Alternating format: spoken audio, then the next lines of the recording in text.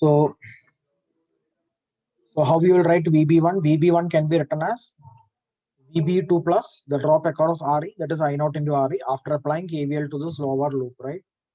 So VB1 is the sum of VB2 plus the drop across RE, that is IE, I naught into RE. Now, if you take VB2 to the left hand side, we will get an expression to replace this particular term, because I don't want this particular term in my equation.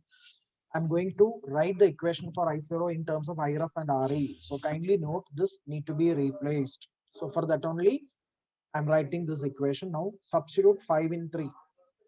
Substitute 5 in 3, so that equation number 3 can be rearranged as I0 into RE is equal to VT ln IREF by I0. VT ln IREF by I0. Clear?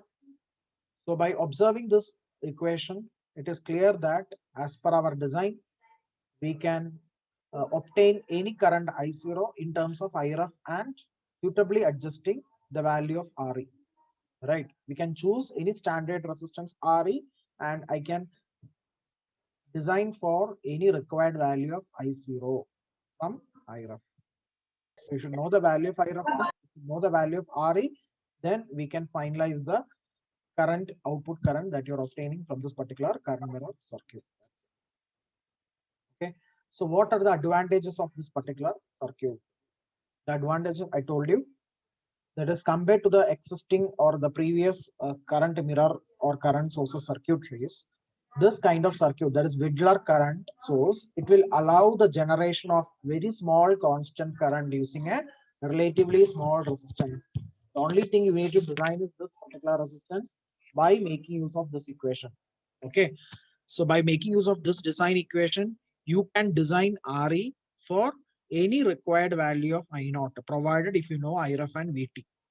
The reference current should be known to you, VT should be known to you, the thermal voltage, you can assume this properly, and from this equation you can solve for RE, and you can fix a very relatively small resistance at the emitter terminal, and this can generate a small constant current. That is one advantage. Second advantage is it is having a considerably very small chip area. Why?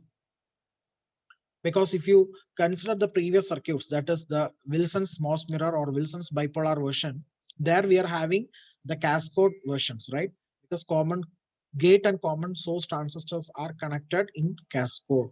So that will again increase the chip area, hardware complexity will be more, and accordingly the power dissipation will be also more. Again, we need to go for some sync circuits. I mean, in ICs, if you are really implementing the circuits in IC to control the heat dissipation, we need to go for IC sinks, okay, heat sinks. So that is not required if you are using a Widlar source. Why? Because the Widlar source will make use of only 2 BJTs and one small resistance RE, and by implementing it, we will be able to save much more chip area. Okay, so considerably we can save the chip area by using the Widlar current source. That is the second point. And third point, the output resistance is high. Even though the MOSFET is having the output resistance, but in some applications where we are giving importance to power dissipation, in that case, we will not use the Widlar, I mean, the Wilson's MOS mirror. Okay, because in Wilson's MOS mirror, we are stacking 3 MOSFETs together, right? So that will again go for some excessive power dissipation, and it will consume the chip area also. So in place of Wilson's current mirror, we can prefer this Widlar current source, because it can offer high output resistance. At the same time, it will conserve the area, chip area, and also we will be able to generate a small output current using relatively very small resistance value also. So these are the few advantages of Widlar current source when compared to Wilson's.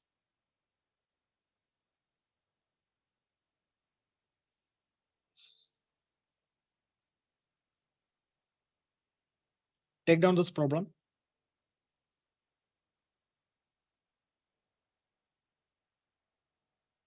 So in this problem, we are going to contrast the Wilson's mirror and the simple mirror. Okay, how? By evaluating the current transfer ratio. That is the current transfer ratio. Ideally, it should be 1:1 because I naught should be equal to IRF. So we'll compare how this simple mirror will get you the value of current transfer ratio and what will be the current transfer ratio of a Wilson's mirror. And for the transistors that we are using in the circuit, the beta value is 100 and R0 is 100 kilo ohm. Beta equal to 100, R0 equal to 100 kilo ohm. And we are going to compute the current transfer ratio, and thus we can compare the performance of Wilson's mirror and simple mirror. Okay, students. So first, we will find the output resistance because comparison can be done in terms of output resistance also. Okay. So what is the output resistance of a simple mirror?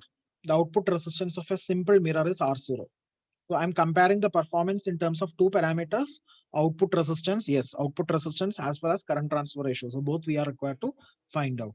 Okay.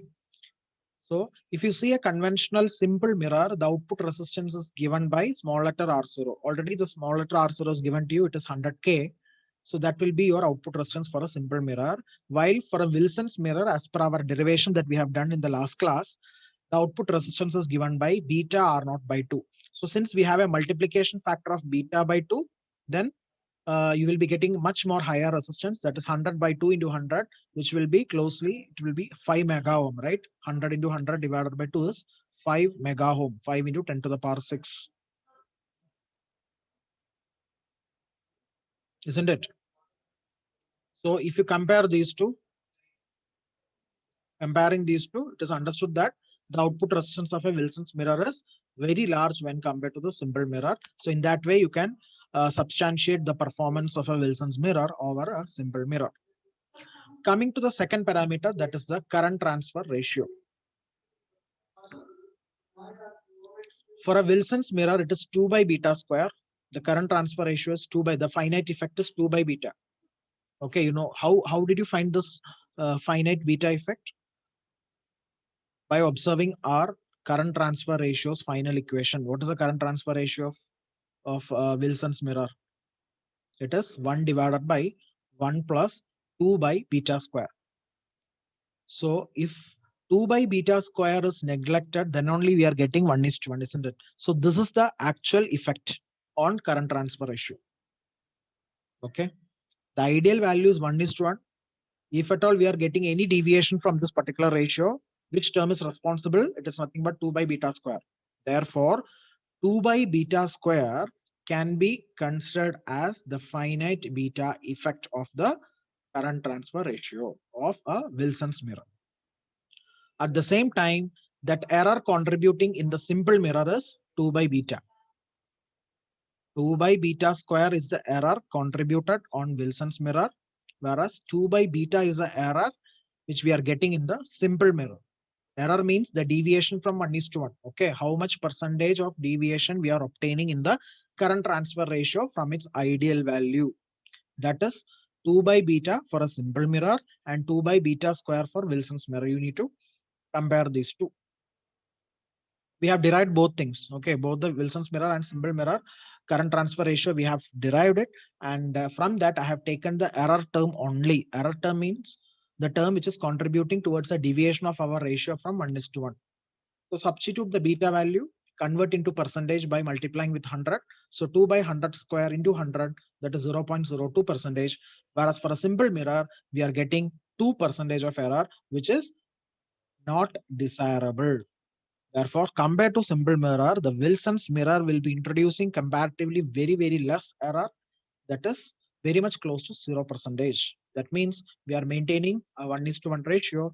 That is output current is more or less same as that of your input current without any deviation. Whereas if you go for a simple mirror, we are expecting 2% deviation in our output current from the reference current.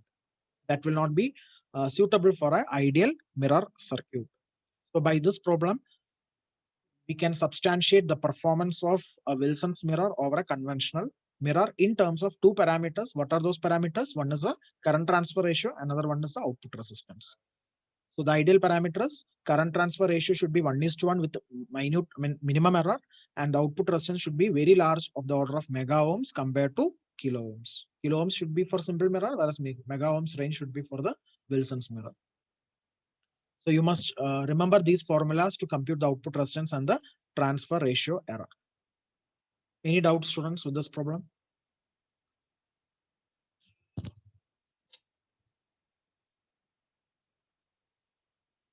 So take down this.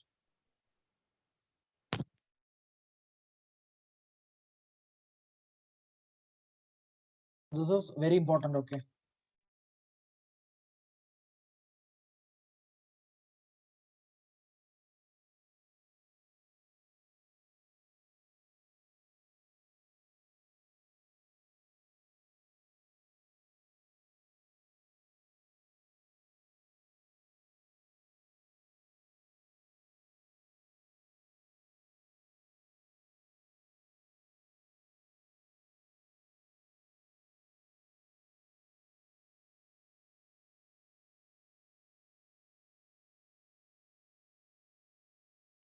With this, we are concluding this module, module 4, and tomorrow we'll start with module 5. Clear? So in module 5, we are going to discuss with the differential amplifiers. Okay, whatever you have learned in your LIC, the same concept, but there you might have used the op amps and the ordinary transistors to analyze the working of the differential amplifier. But here we are making use of MOSFETs. The module 5 is dealing with the concept of differential amplifiers by using MOSFETs. So let me stop here. We'll continue tomorrow's class. Okay. Thank you, students.